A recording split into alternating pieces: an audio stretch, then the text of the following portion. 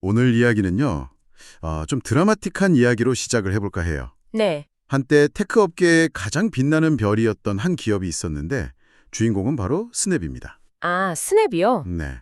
2021년에 주가가 최고점을 찍었을 때랑 비교하면요. 지금 무려 91%가 폭락한 상태예요. 91%요? 이건 뭐 거의 모든 가치가 그냥 증발해버렸다? 이렇게 봐야겠네요? 그렇죠. 100만 원어치 주식이 있었다면 지금 9만 원이 됐다는 얘기니까요. 이건 단순한 조정 수준이 아니죠. 기업의 존립 자체에 대한 뭐랄까 시장의 의심이 담긴 숫자라고 봐야 해요. 이 모든 일의 시작에 그게 있었잖아요. 2021년에 있었던 애플의 개인정보 보호 정책 변경. 네, 앱 추적 투명성, ATT. 맞아요. 이게 쉽게 말해서 아이폰 사용자들이 내 활동 추적하지 마세요 하고 버튼 하나만 누르면 앱 개발사들은 그 사용자가 뭘 하는지 전혀 알 수 없게 된 거잖아요. 그렇죠. 이게 소셜미디어 기업들한테는 정말 치명타였죠. 핵심 수익 모델이 바로 그 맞춤형 광고였는데 맞습니다.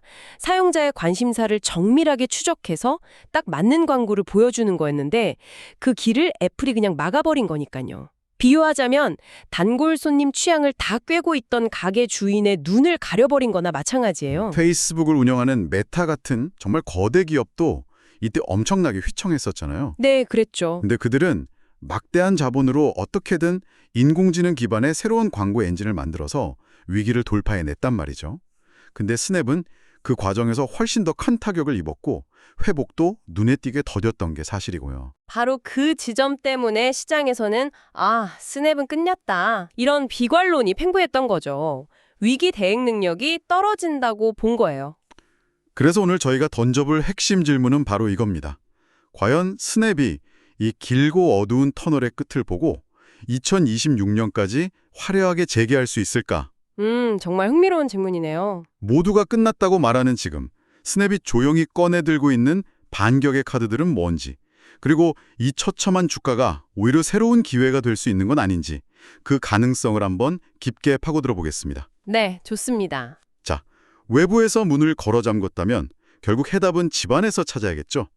스냅이 반격을 위해 가장 먼저 꺼내든 무기도 바로 광고 기술의 내부 혁신이었어요. 네, 안에서부터 시작한 거죠. 여기서 아주 흥미로운 두 가지 새로운 도구가 등장하는데요. 첫 번째가 스폰서 스냅이라는 겁니다. 이름만 들어서는 그냥 또 다른 광고 상품 같은데요. 그렇죠. 그런데 이게 등장한 위치가 핵심이에요. 위치요? 네, 바로 사용자들이 친구들과 1대1로 대화하는 그 메시지 수신함, 우리로 치면 카카오톡 채팅 목록 같은 곳에 광고가 뜨기 시작한 거죠. 그 사적인 공간에요. 그거 정말 대담한 시도인데요. 맞아요. 그동안 스냅은 그 공간을 절대 건드리지 않았거든요. 친구들이랑 대화하는 곳에 광고를 넣는다는 건 굉장히 위험한 발상이잖아요. 그렇죠. 사용자들이 내 대화까지 엿보는 거냐? 이러면서 엄청난 반감을 가질 수도 있는 부분이니까요. 스냅에게는 일종의 금단의 영역 같은 곳이었죠. 하지만 동시에 거기가 사용자들이 하루에도 수십 번씩 들여다보는 스냅챗 앱의 심장 부이기도 하고요. 네, 가장 매력적인 공간에 마침내 발을 들인 셈이에요. 일종의 도박을 한 거죠. 그런데 그 도박이 이게 통하고 있는 것 같아요. 초기 결과가 상당히 놀랍더라고요. 어떤 결과가 있었나요? 이 스폰서 스냅을 쓴 기업들의 구매 전환율이 최대 22%까지 증가했다고 해요. 22%요? 와, 이건 그냥 광고 위치가 좋아서 나온 숫자라고 보긴 어렵겠는데요. 바로 그 점이에요. 포맷 자체에 뭔가 특별한 게 있는 걸까요? 네, 단순히 위치만 좋았다면 클릭률만 높았을 텐데 구매 전환까지 이어졌다는 게 중요합니다. 이건 광고가 사용자 경험을 크게 해치지 않으면서도 메시지를 효과적으로 전달했다는 뜻이거든요. 아마 친구가 보낸 스냅인가 하고 무심코 눌러보는 그 순간의 주목도를 광고로 자연스럽게 연결시킨 전략이 통한 것 같아요. 그리고 두 번째 무기는 좀 더 기술적인 이야기인데 바로 인공지능, AI를 활용한 스마트 캠페인 솔루션입니다. 드디어 AI가 나오는군요. 네, 이건 애플 때문에 막혀버린 그 외부 데이터 없이 오로지 스냅챗 내부 데이터만으로 광고 효율을 끌어올리려는 시도라고 볼 수 있겠죠. 정확합니다. 외부 GPS 신호를 못 받으니까 내부에 초정밀 센서를 달아서 스스로 길을 찾기 시작한 거라고 비유할 수 있어요. 흥미로운 비유네요. 이 솔루션 안에 크게 두 가지 기능이 있는데요. 하나는 머신러닝이 알아서 광고 성과가 좋을 것 같은 잠재 고객 그룹을 찾아주는 스마트 타겟팅이고요. 다른 하나는 여러 광고 중에서 가장 반응이 좋은, 소위 터지는 광고에 예산을 자동으로 몰아주는 스마트 버짓 기능이군요. 그렇죠. 광고주 입장에서는 신경 쓸 일을 AI가 대신해주는 셈이니까 더 적은 노력으로 더 나은 결과를 얻게 되는 거죠. 그럼 이것도 성과가 좀 나오고 있나요? 8%더 높은 전원율을 보였어요. 8.8%면 아까 22%처럼 폭발적인 건 아니지만 네, 하지만 플랫폼의 평균적인 광고 효율 자체가 올라가고 있다는 건 굉장히 중요한 신호예요. 광고 플랫폼으로서의 기초 체력이 다시 튼튼해지고 있다는 증거니까요. 정리해보면 가장 은밀한 공간을 파고드는 새로운 광고 상품, 그리고 AI로 더 똑똑해진 광고 엔진, 이 두 가지가 스냅의 반격을 이끄는 쌍두마차인 셈이네요. 네, 그렇습니다. 그런데 아무리 좋은 자동차와 엔진이 있어도 달릴 도로가 없으면 소용이 없잖아요. 소셜미디어에게 그 도로는 바로 사용자일 텐데요. 그렇죠. 여기서 정말 미스테리한 지점이 나옵니다. 주가는 91%나 폭락해서 회사가 망해가는 것처럼 보이는데 스냅챗을 쓰는 사람들은 오히려 계속 늘어나고 있다는 사실이에요. 외부에서 보는 이미지랑 내부 현실 사이의 괴리가 엄청나게 큰 경우죠. 숫자를 보면 더 명확해지는데요. 2025년 3분기 기준으로 스냅챗의 1일 활성 사용자 수, DAU가 4억 7,700만 명을 기록했어요. 4억 7,700만 명이요? 이건 스냅챗 역사상 가장 높은 수치입니다. 거의 5억 명에 가까운 사람들이 매일 이 앱을 쓴다는 거잖아요. 심지어 작년 같은 기간보다 7.7%나 늘어났다고요. 성장세도 꺾이지 않았다는 거죠. 도대체 왜 이런 현상이 나타나는 걸까요? 그게 바로 스냅챗이라는 플랫폼의 본질과 관련이 있어요. 많은 사람들이 스냅챗을 페이스북이나 인스타그램 같은 콘텐츠 소비 플랫폼으로 우회하는데요. 아닌가요? 사실 스냅챗의 핵심은 가장 친한 친구들과의 커뮤니케이션 도구에 가깝거든요. 불특정 다수에게 나를 과시하는 공간이 아니라 정말 가까운 찐친들끼리 시시콜콜한 일상을 공유하는 사적인 공간이라는 인식이 강해요. 아, 그러니까 다른 플랫폼들이 방송국이라면 스냅챗은 비밀 아지트 같은 느낌이라는 거군요. 바로 그겁니다. 그러니 외부에서 회사가 위기라고 아무리 떠들어도 사용자들은 내 친구랑 연락하는데 무슨 상관이야 하면서 계속 쓰는 거죠. 와, 그 강력한 네트워크 효과와 유대감이 스냅을 지탱하는 가장 튼튼한 기반인 거군요. 네, 그리고 광고주 입장에서는 이걸 무시할 수가 없어요. 잠재 고객이 이렇게나 많고 심지어 계속 늘어나고 있다는 사실 하나만으로도 스냅챗은 여전히 매력적인 광고판일 수밖에 없는 거예요. 바로 이 지점에서 이야기가 정말 흥미로워져요. 스냅이 이 충성도 높은 사용자 기반을 가지고 광고 사업만 한 게 아니더라고요. 아, 또 다른 게 있나요? 네, 광고라는 한쪽 날개에만 의존하다가는 또 흔들릴 수 있다는 걸 깨달은 것 같아요. 그래서 완전히 새로운 성장 엔진을 하나 더 장착했는데 그게 바로 유료 구독 서비스인 스냅챗 플러스입니다. 아, 스냅챗 플러스 월 4달러 정도 내면 새로운 기능을 먼저 써보거나 프로필을 특별하게 꾸밀 수 있는 아이템들을 주는 서비스죠? 사실 처음 나왔을 땐 누가 돈 내고 저런 걸 쓸까 하는 회의적인 시각도 많았잖아요. 저도 사실 그렇게 생각했습니다. 그런데 그 누가의 숫자가 상상을 초월하더라고요. 2023년 3분기 말 기준으로 유료 가입자가 무려 1,700만 명에 육박한대요. 1,700만 명이요? 네, 1년 만에 35%나 폭증한 숫자입니다. 와, 이 숫자가 재무적으로 갖는 의미는 정말 큽니다. 이걸 연간 수익으로 환산하면 대략 7억 5천만 달러? 우리 돈으로 거의 1조 원에 가까운 돈이 매년 안정적으로 들어온다는 뜻이거든요. 1조 원이요? 와, 광고 매출이 좀 주춤하더라도 이걸로 버틸 수 있는 거네요. 그렇죠. 훌륭한 충격 흡수 정치가 되어주는 거죠. 동시에 그 자체로 새로운 성장 동력이 생긴 셈이고요. 사용자들이 기꺼이 지갑을 연다는 건 그만큼 충성도가 높다는 걸 객관적으로 증명하는 거기도 하겠네요. 바로 그겁니다. 없어도 그만인 앱이 아니라 내 개성을 표현하고 소통하는 데 꼭 필요한 필수품으로 인식하고 있다는 뜻이죠.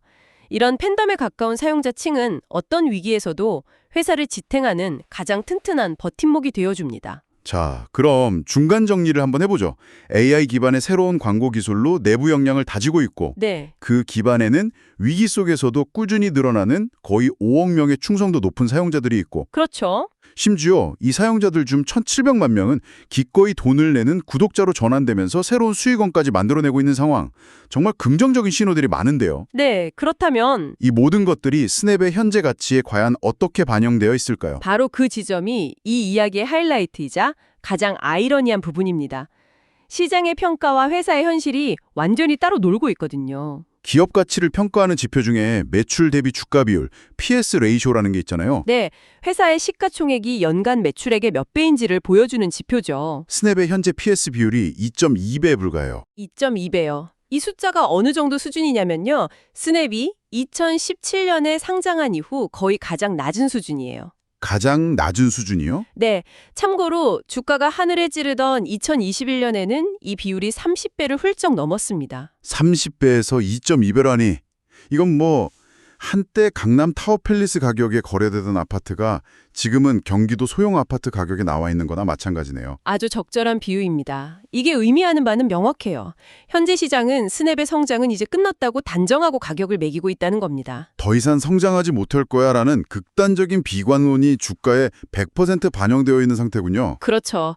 하지만 우리가 지금까지 살펴본 것처럼 스냅 내부에서는 정반대의 일, 즉 성장을 위한 긍정적인 변화들이 계속 일어나고 있다는 게 이 이야기의 핵심이잖아요. 바로 그거죠.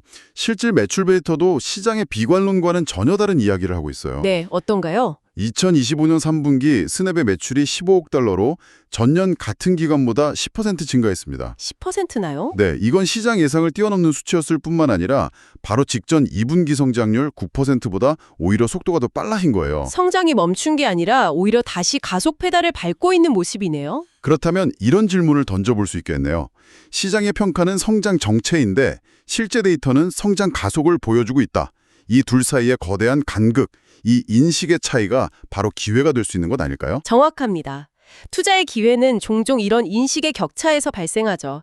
만약 우리가 앞에서 이야기했던 새로운 광고 기술과 구독 서비스가 2026년에 본격적으로 매출 성장을 이끌어낸다면 어떻게 될까요? 지금 시장이 매기고 있는 이 2.2배라는 낮은 가치 평가는 1, 2년 뒤에 돌이켜봤을 때 말도 안 되는 헐값이었을 수도 있는 거죠. 결국 관건은 이런 긍정적인 신호들이 일시적인 반짝임이 아니라 지속 가능한 실적으로 이어질 수 있느냐에 달려 있겠군요. 네, 그리고 그 성장 속도가 시장의 예상을 뛰어넘을 만큼 빠르고 강력할 수 있느냐, 바로 그게 핵심입니다. 오늘 이야기를 요약해보면 스냅은 외부 환경 변화라는 거대한 파도에 휩쓸려 거의 침몰 직전까지 갔던 배와 같아요. 네, 주가가 90% 이상 폭락했으니까요. 하지만 그 위기 속에서 좌초되지 않고 AI라는 새로운 항해 기술을 개발하고 구독 서비스라는 튼튼한 보조또치를 달면서 스스로 항로를 개척해 나가고 있는 모습입니다. 그리고 그 모든 노력의 밑바탕에는 폭풍우 속에서도 배를 떠나지 않고 오히려 더 늘어난 충성도 높은 선원들, 바로 사용자들이 자리하고 있죠. 이것은 위기에 맞서 기업이 어떻게 적응하고 회복하는지에 대한 아주 흥미로운 사례 연구 같아요. 맞아요. 겉으로 보이는 주가는 처참하지만 회사의 내실, 즉 기술력과 사용자 기반, 새로운 성장 동력은 오히려 더 단단해지고 있으니까요. 그래서 앞으로 우리가 지켜봐야 할 핵심 질문은 단순히 이 새로운 전략들이 효과가 있을까가 아닐 겁니다. 그럼 뭘까요? 그보다는 이 전략들이 시장에 더 이상 무시할 수 없을 만큼 의미 있는 매출 성장으로 얼마나 빠르게 이어질 수 있는가가 될 거예요. 결국 속도의 문제인 거죠. 시장의 냉소적인 인식을 바꾸기 위해서는 꾸준함과 더불어 모두를 놀라게 할 만한 강력한 한 방이 필요하다는 말씀이시군요. 바로 그겁니다. 마지막으로 이런 질문을 하나 던져보고 싶어요. 우리는 오늘 광고 수익과 구독료라는 돈으로 계산되는 관점에서 스냅의 가치를 이야기했잖아요. 한번 생각해보죠. 이렇게나 치열한 소셜미디어 경쟁 속에서 거의 5억 명에 달하는 사람들이 매일같이 찾아와서 가장 친한 친구와 소통하는 플랫폼을 가진다는 것의 본질적인 가치는 과연 무엇일까요? 그들의 매일의 습관 속에, 그들의 관계 속에 숨겨진 우리가 아직 발견하지 못한 또 다른 가치는 없을까요?